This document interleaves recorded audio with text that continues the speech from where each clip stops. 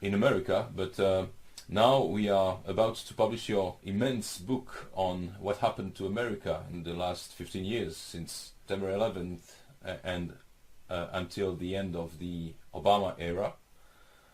And the title of the book is How America Got Lost, L'Amérique Perdue in French. America Lost, like a lost highway, David Lynch's film. So, so what sort of highway was America engaged on to get lost like that? The United States has always been something of an empire and has always been trying to add territories to its empire. And after World War II, it was able to add Europe, or Western Europe, to its empire, and Japan. And was checked from going any further by the Soviet Union, which was an equally powerful military state. And so during the second half of the 20th century, until the Soviet collapse in 1991, the empire impulse of Washington was checked by the Soviets. Now, when the Soviet Union collapsed, this removed constraint on United States power. And it instantly began thinking of itself as the uni-power, the world's only superpower. And from this came the neoconservative ideology of American world hegemony.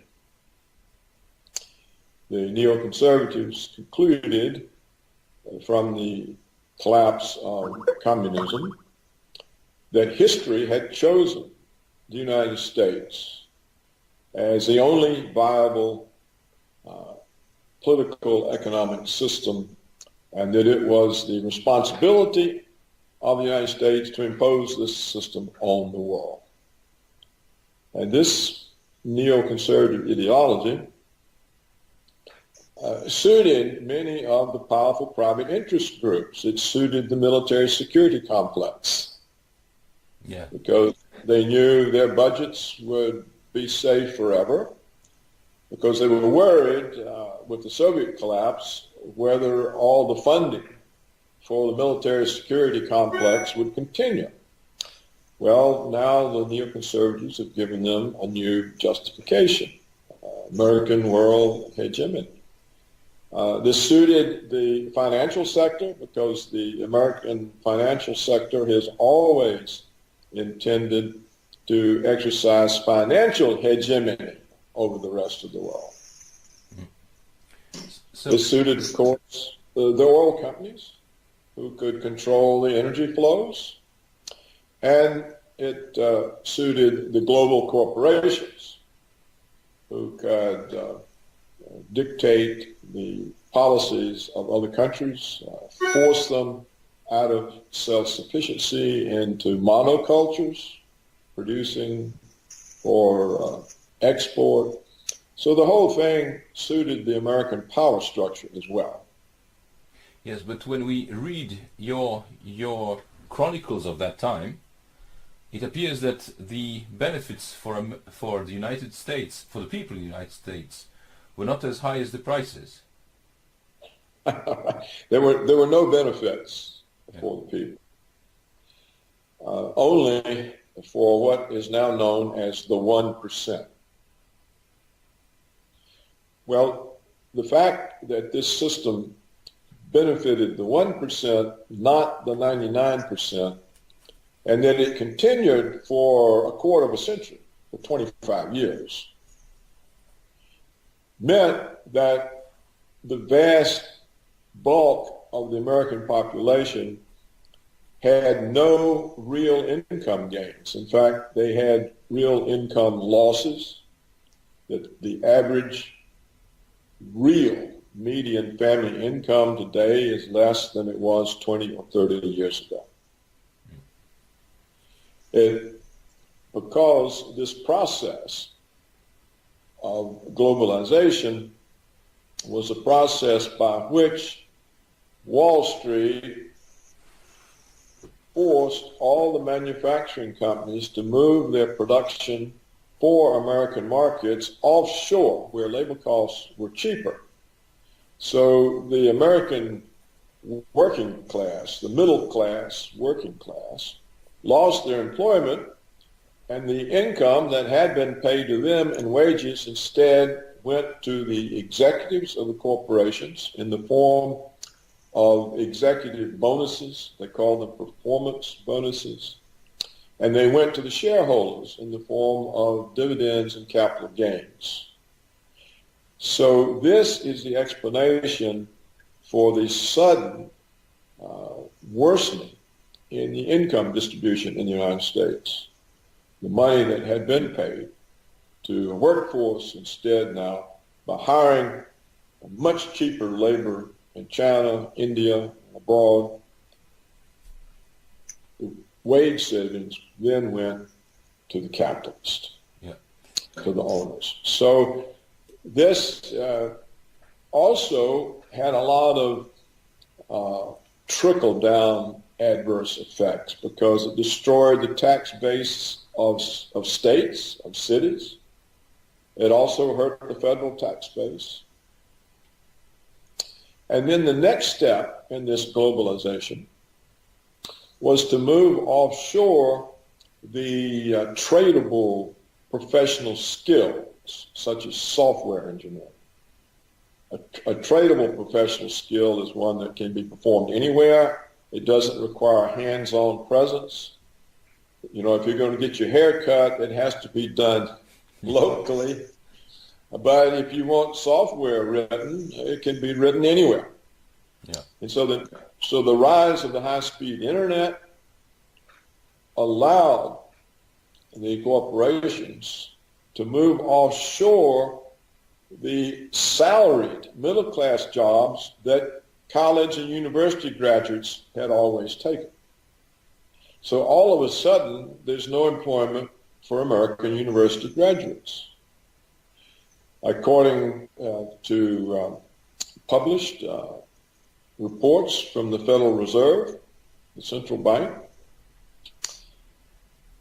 50% of American 25-year-olds live at home with their parents.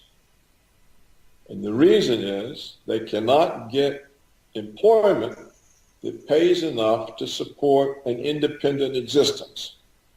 This sounds very much like Russia at the end of Soviet Union, because right. there was no middle class left, and the young graduates, everybody were graduates, but they had no jobs. Well, it's a process in the United States of deindustrialization. It's a process of moving from the first world into the third world. Yeah. We see this in the form of the jobs that they claim are created. We don't really know if any of these jobs actually are created because they monkey with the figures. But if we believe the job reports that come out monthly, the jobs are waitresses, bartenders, retail clerks, hospital orderlies. In other words, there are no jobs for engineers, architects, researchers, designers. So what we have done in the last 25 years by moving first the manufacturing jobs and now the professional skill jobs such as software engineering offshore is to destroy the ladders of upward mobility that had made the United States an opportunity society in which people could rise. Now, it took a while for the population to realize what was going on, because first it's happening to you or your son or your grandson, and you think it's just an anomaly, or, that, but over time it happened to so many people. They realized that they had been cast aside and that looting was going on, and that everyone was being looted for the benefit of a few oligarchs and a few powerful private interests. And it was only a couple of years ago that the former president of the United States, Jimmy Carter, stated publicly that the United States no longer had a functioning democracy. It was an oligarchy. Yes. This was an absolutely truthful statement.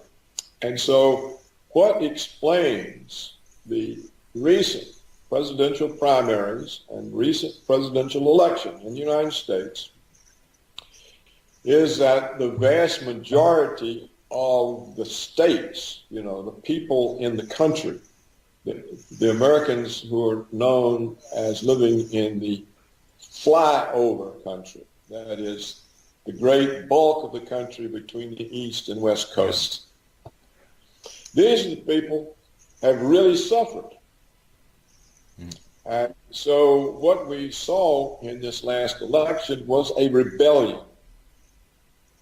It had nothing to do with racism, with being against women, with immigrants. It was a rebellion at being dispossessed. Yeah. So for 25 years, the oligarchs have dispossessed the people who live in the vast bulk of the country. Yeah. And this was a rebellion. You could see it in the primaries, because Donald Trump, we don't know what he will do, but he presented himself as an opponent of the oligarchs, and he acknowledged publicly what had happened to the people. Yeah. And said he would stand with them. Well, no other Republican candidate said that. So they are also part of the oligarchy then. Yes, they're trained that way. Whether they're part of it or not, it's just, it could even be, they're not even consciously aware. It's just the way they operate in order to succeed. And on the Democratic side, we saw Bernie Sanders, who is said to be a socialist. He actually won the Democratic nomination. It was stolen from him by some vote rigging in some of the states and by the superdelegates. The Democratic Party, a couple of decades back, created superdelegates because they were concerned that Democratic voters would choose a candidate that the Democratic establishment didn't approve of. They were particularly worried about the Senator McGovern. Yeah. They didn't want leftist-type candidates, people opposed to war, that sort of thing. So they created superdelegates who get to choose the nominee for that party, but the delegates are not chosen by the people. In other words, it's a way of canceling out the people's decision. So the Democratic Party, you see, is by far the more corrupt. It has publicly said it's not prepared to accept the decisions of Democratic voters as to who the presidential candidate will be. They will accept it only if they approve of it. And that's the purpose of the superdelegates. So you can see democracy in America has been collapsing long before Jimmy Carter pointed it out. So what you saw from the presidential primaries was that both Democrats and Republicans had turned against the ruling class. Yeah. So it was clear to me that Trump would win. Now, there's the United States has a funny way of doing the votes. In order that every state has a voice, they have what's called an electoral college. So the people in a state who are voting for a candidate, they are voting for electors that represent that candidate, and electors are proportioned out in some way according to population. So it's possible in the United States to win the vast majority of the states and not win the popular vote, because you can carry just a few states that are heavily populated, such as New York and California, and you can get more popular votes than you could get by carrying some 20 other states. Yeah. But this is the way the system was designed from the beginning, and it was so that, because in the beginning, the United States, the states were almost sovereign. The central government was weak. It was kind of like a unity of different countries. Yeah. That's why they were called the United States. And so for the states to agree to be somehow in a centralized government, they needed to have some assurance that they had a say in the outcome of those elections. So I think that's the rough, brief history of the Electoral College. Yeah. So Trump easily won in terms of the Electoral College. They're still counting popular votes, and it appears he has lost popular vote by about 500,000 voters. You know, they both have 47% plus a decimal of the votes. But if you look at the map, the states that voted for Hillary were the 3 West Coast states and the Northeast states. Yeah. The rest of the country. And in fact, so many of the traditional Democratic states voted for Trump. Wisconsin, Michigan, Ohio. So basically... Pennsylvania. Yeah. Pennsylvania as well. So what happened is a rebellion. Yeah. A revolt. That looks very much like a class warfare. Yes. The column I wrote was the working class won the election. Yeah. But how come that nobody described this? I mean, nobody. It's not true. But in the mainstream media, on both sides of the ocean, nobody wrote about that. There were no reports on the people's situation, on the working class, on whatsoever. And only now some media outlets are beginning to realize that was the key. And especially in Europe, we had no knowledge of whatsoever of what was going on in America for 25 years. How can you explain that? Well, Europe has been accustomed to following the American lead ever since World War II. So whatever the New York Times says, or CNN, or ABC, or that is the truth, they think. So they repeat it. That's one reason. That goes all the way back to the end of the war. Another reason is that under the Clinton administration in the 1990s, the government permitted 6 mega corporations, huge corporations, to buy up and concentrate in 6 holdings 90% of the American media. This was against the Sherman Antitrust Act. It's against American tradition. The United States always had an independent and dispersed media. A great bulk of it might be conservative during certain periods of history. In more modern times, it was liberal, But it was not concentrated in 6 hands. Well, once Clinton let the oligarchs concentrate the media, 90% owned by 6 companies, all independence disappeared.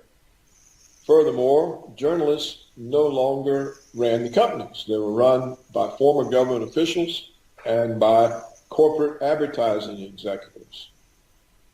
The value of these massive corporations lies in their federal broadcast licenses. So they cannot go against the government. They cannot go against corporations because of the advertising revenues. And they can't protect one another because they're all concentrated in 6 hands. So there's no such thing as an independent American media except on the internet. The print and TV media serves as a ministry of propaganda. And the common term for the American print and TV media is prostitutes. Yes. This is a contraction of press prostitute. The latest poll showed that the American people, that only 6% of the American people had any confidence in the media. And we can see the media, which did everything it could to deny the presidential nomination to Trump and then to deny the presidency, it had no impact on the vast bulk of the country. So that's why nobody in Europe knows anything. And now there's a third reason. I've given you 2. The third reason comes from the German editor who wrote that book. His name is Udo Aufkadr, I think. Yes. And he says that as an editor of the big German newspaper, he would publish things under his name that were handed to him by the CIA.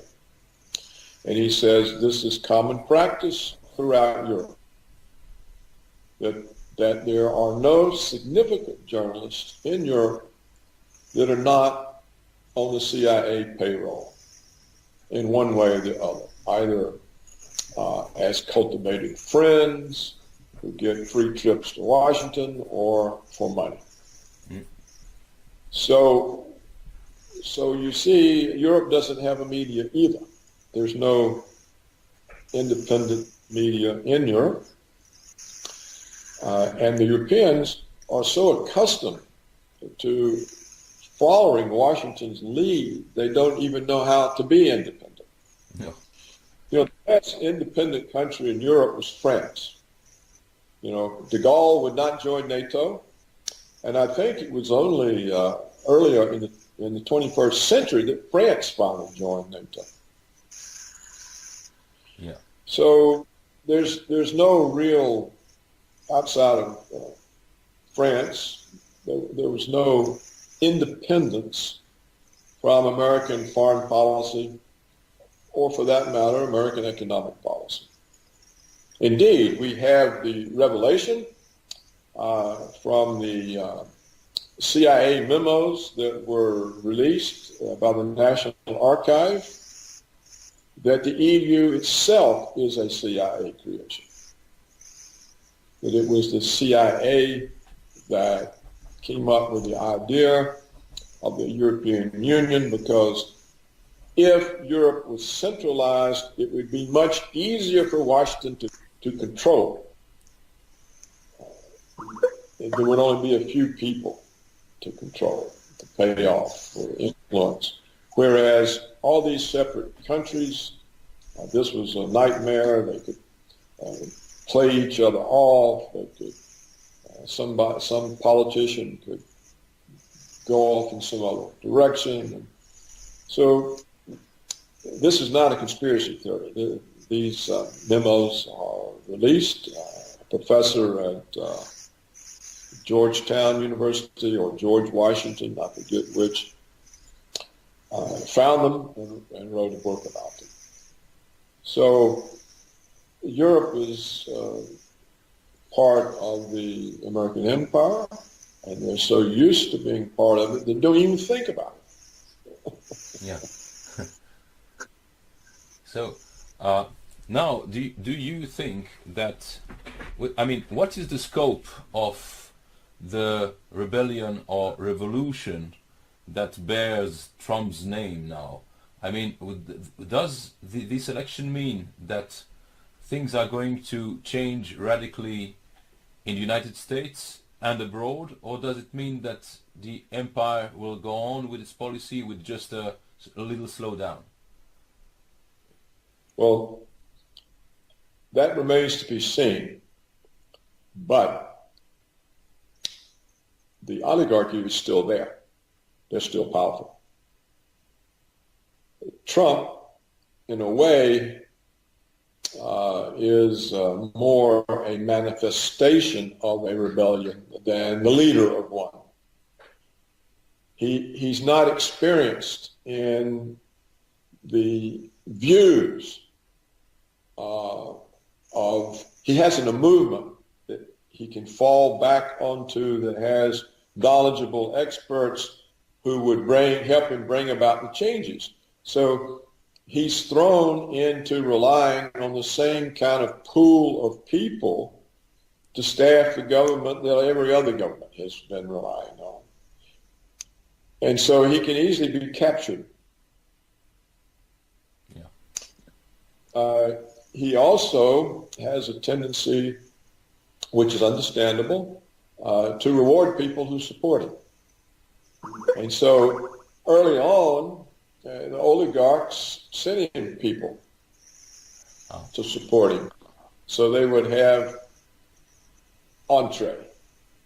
And we see in the press speculation that he might appoint Rudolph Giuliani as the Secretary of State. Well, just this week, I think, the Daily Telegraph in England has a big feature on Giuliani, and Giuliani says, oh, it's very easy for us to buffalo the Russians. All we have to do is threaten them with military force. This is the opposite of what Trump has said. Yeah. So how can he be the Secretary of State? Another candidate that the speculation is about is John Bolton. John Bolton is one of the most extreme of the neoconservative warmongers, running around threatening other countries. Do as we tell you, we'll bomb you into the Stone Age. Yeah. Well, now how does Trump improve relations with Russia if either of these people is the Secretary of State or the Secretary of Defense? It can't happen. No. And if you look at some of the other people, they're either former congressmen or congressmen, people who wouldn't know how to withstand the pressures from the oligarchs, how to withstand the pressures from all of the bureaucracy that the neoconservatives have appointed over the last 15 years, the people in the CIA and the NSA and the Pentagon. You know, he's up against a very powerful, established force. And it remains to be seen whether he can get the kind of appointees who will let him make these changes.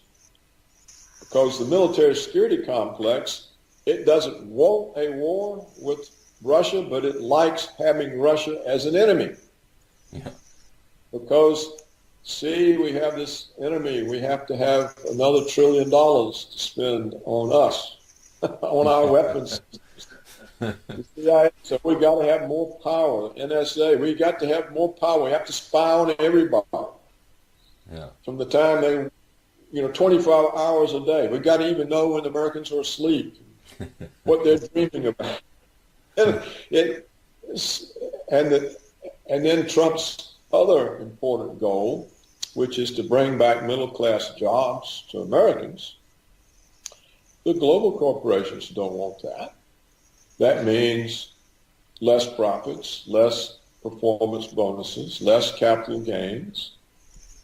And so how does he actually achieve these things? And even though the House and the Senate are also under Republican control, in other words, this whole government is Republican. The Democrats are, Obama is seen as such a disaster that the Democrats will simply eliminate from the government. They're not in the House. They can't control the House. They can't control the Senate. They can't control the executive branch.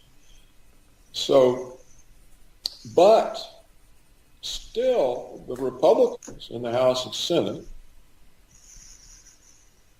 are indebted to the oligarchs for their campaign financing. That's who finances the campaigns. If you're a senator or a representative, you have to have money to put out all your advertisements and your television. And who gives that? Wall Street, the banks, military security complex, Monsanto, agribusiness, the energy companies. You see what I'm saying? The Israel lobby. The Israel lobby is very powerful. So these powerful interest groups are still there. They control the House, the Senate. So what can he do? It's not clear he can do anything.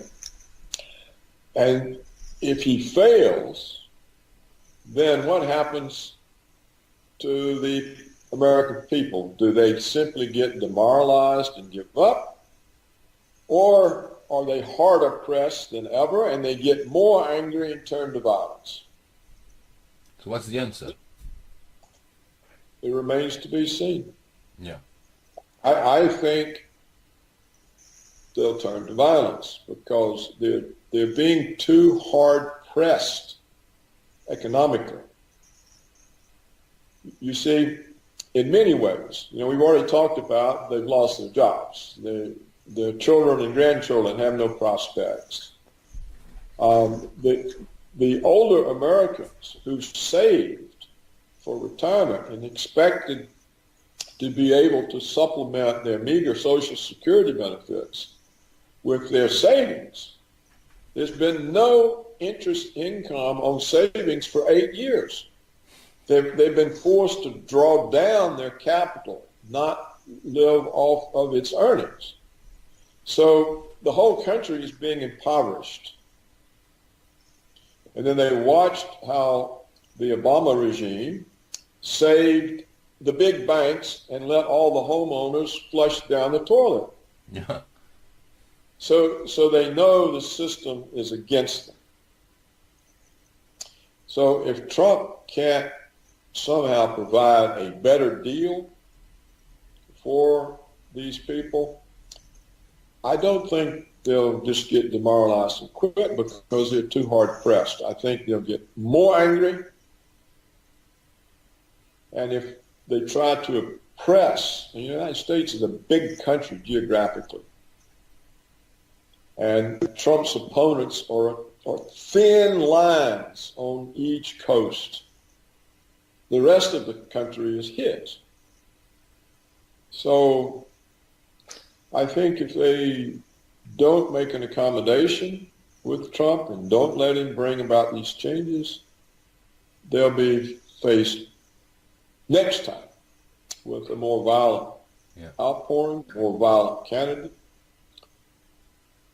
And if any of these neoconservative warmongers get in the State Department or the Pentagon, we won't have to worry about it because the conflict with Russia will end it all.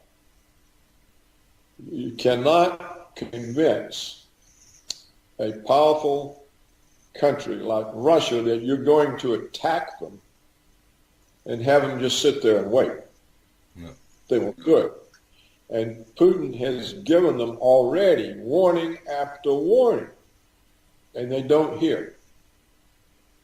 So if Trump is unsuccessful in establishing friendly, stable relations with both the Soviet Union and the China, then Europe can kiss itself goodbye. It's just not going to be there. And neither is the United States. So we come down to the biggest hope, which is conflict that the neoconservatives recreated with Russia after Reagan and Gorbachev ended it. You have to remember Reagan's two goals: to stop the stagflation that was ruining the economy and to end the Cold War because of the danger of nuclear weapons. Well, these are massive goals. I think they're unrivaled in the 20th century, for which he gets a little credit. No, yes, exactly. But the neoconservatives recreated all of the tensions. In fact, they are worse now than they were during the darkest days of the Cold War. So that has to be stabilized. That relationship between the nuclear powers has got to be stabilized. And if not, then it's going to end very, very badly. Yeah. This seems obvious, but we had a similar situation 16 years ago when Putin came to power in Russia with a country that was basically collapsing and involved into a very nasty war in Chechnya. And obviously the way he rebuilt the state or stabilized the state shows that he was not alone at this job. Do you think there are structures within the administration or even corporations that are aware of the dangers and ready to cooperate with the president? There are some. I think the older foreign policy community, which was displaced by the neoconservatives, some of them are still alive. They're still there. It's not clear Trump knows who they are. It's not clear what kind of whispering campaign is already being conducted against them to direct him away from them. Mm-hmm. There's also another big difference. When the Soviet Union collapsed, the whole thing collapsed. Yeah. There wasn't a ruling oligarchy. There wasn't an ideological force like the neoconservatives. The communism collapsed. And so, and everyone could see the severity of the economic situation. They could see the country being looted by the West. They could see the Americans supporting these oligarchs. So they knew that not only their economic life was threatened, but their sovereignty was threatened. And, you know, under Yeltsin, essentially, Russia was an American puppet state. So there was so much more evidence, and the remaining elites themselves could see that, you know, if we're going to be an independent country, we got to do something about it. So I think Putin had a lot more to work with than Trump does. And he had been in the KGB, and he was a protege of Yeltsin, so he had connections. He knew who the actors were. And so he had a better sense of who would help him. I mean, he hasn't been perfect on that. but still, you're correct, he has rebuilt Russia. But that's the difference. It was easier. Even though Russia was in a terrible situation, it was easier. Because it was. Because it was. It made it easier. So here, it could be Trump is the first symbol of a revolt, and it has to build, and the movement has to start producing experts who are aware and can think and know who the enemy is and what to do to drive them out. And that, I think, is missing at this point in the United States. And we won't know until we see Trump's government and see its performance. But there's so much they can do to take control. For example, the oligarchs, Wall Street, the Federal Reserve, they can cause an economic crisis and put him on the defensive, instantly on the defensive. And then all the media will say, oh, see. You know, this is what they tried to do to the British with Brexit. Then they can come to Trump and say, well, you know, if you want this crisis over, you have to appoint one of us Secretary of the Treasury. Then they've got it. See?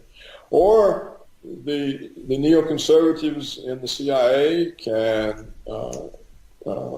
orchestrate a false flag attack and ruin the prospect of relations with Russia. So there are so many power centers of the old order still in place that Trump could be overwhelmed. And we'll just have to see whether there's any chance for him to bring changes that the people hope for.